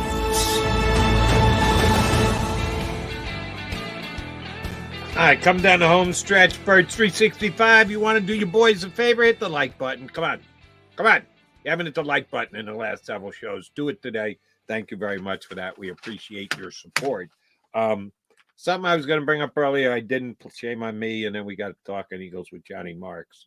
And again, like I gave John Marks an out if he wants to wait and consider it and then answer the question next month. And it's funny because you didn't say Sirianni. I didn't say Sirianni. Marks didn't say Sirianni. Sorry, Coach. We hope it's you, but we don't know that it's you. Let me ask you about another one of your faves. JG. How much influence do you think he's going to have in the draft upcoming? We thank their general manager for tampering with Monty Ossenfort. Some people will say, foolishly so, that he cost us that Super Bowl because he had Jonathan Gannon thinking. He had so much on his mind. He couldn't prepare properly. Ridiculous. Super Bowl. And we've seen where the Eagles defense has gone since the parting of Jonathan Gannon. But he is well thought of out there and he's going to have some say. That's the key to the draft right there. The fourth pick. It starts with the fourth pick. Yeah, it really does. And that's it starts with the second pick as far as picking the quarterbacks, which direction Washington goes. But yeah, I mean, I think, Minnesota, Denver, is there somebody else is going to try to go up to get probably JJ McCarthy. Even New England might take JJ McCarthy, but either way, Minnesota and Denver are going to try to get up to take a quarterback at 4. So and 4 5, not impossible. The Giants. The Giants, yeah, that was the other team. Yes, that. Thank you. I knew there was a third team. The Giants as well. So there's 3 teams that are probably going to overpay. The Giants have much lesser part to go, but they're still going to have to overpay to go up to make sure they get the quarterback they want. Yeah, Arizona, Monty Ossenfort has a nice opportunity to take advantage of somebody, and we'll see. Young GMs, will they learn? Will they not? But here's what Monty's got to weigh, which is difficult. I think Marvin Harrison is special. I think he's a once every 5 or 6 year wide receiver that I know Neighbors is getting a lot of love, and I like Rome Odunze too, but I think Marvin Harrison is above and beyond them all. Trade down and pass on Marvin Harrison and watch him become the best wide receiver in the NFL? Yeah, I mean, well, hopefully you can swing it to where you're still going to get a player. There's so many. Those top 3 receivers are, I think, are they comparable though? Like you said, you have a division on the quarterbacks. You got 2 rated above the others. Then you think all of them. No, do you put Neighbors in a group with Harrison? Do you put Odunze in a group with Harrison, or do you think there's a drop off? I think a lot of teams in the NFL were concerned about his unwillingness to do certain things. Well, I wouldn't say a lot. He's a great player. I'm not going to say he's going to fall, but I do think that soured some people a little bit to the point where maybe they mark him down a little bit. You know, I've heard some crazy, you know, why not trade? I've heard the Chargers, why not, you know, Jim Harbaugh's going in there with the old school mentality. So what the hell do you need Justin Herbert for? Trade Justin Herbert, draft J.J. McCarthy. I've heard that rumor. You know, Kyler He's Murray. a man of his word. If he says he's the best quarterback he's ever coached, he should do that. Yeah. Now, oh, by the way, Jim, it's been a while since you got in the NFL. Maybe he's forgotten about cap implications. That if you trade Justin Herbert, you are dead in the water. Yeah. It's, There's a lot of nonsense. Yeah, there's a lot of nonsense. But if I'm Arizona, I'm taking advantage of somebody. I am. Because, you know, Denver specifically and Minnesota have pigeonholed themselves to where they're so desperate to get a quarterback that they're going to overpay. And I would leverage that or try to leverage that. I would too, but be careful because Marvin Harrison could be something special. And if you can somehow wrangle it and just drop down to the Giants and cross your fingers that Marvin Harrison's still going to be there, then you get the best of both worlds. We're getting that much closer to the draft, only 16 days away. We'll be talking about it tomorrow. I'm back here tomorrow. How about you, McMullen? Yeah, let's do it. A little Fletcher Cox talk, retirement official. And do you know how to get to South Philly? It seems you've gone there the last couple of days. Yeah. Got to do it again today. You weren't banking on this, were you, pal? Yeah, I thought you were getting a break from the Walt Whitman. I thought I was. No such luck. I thought I was getting a break, and I am not. No, Johnny Mac will be down there. We'll be talking about Fletcher Cox, what he has to say, all of the usual Eagle conversation right here tomorrow on Birds 365 in 2 and 2. You've been listening to Birds 365, the destination for the passionate Eagles football fan who bleeds green.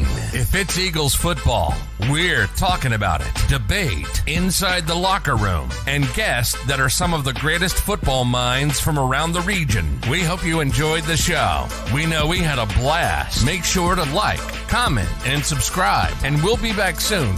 But in the meantime, hook up with us on social media at JAKIB Sports. See you next time on Birds 365.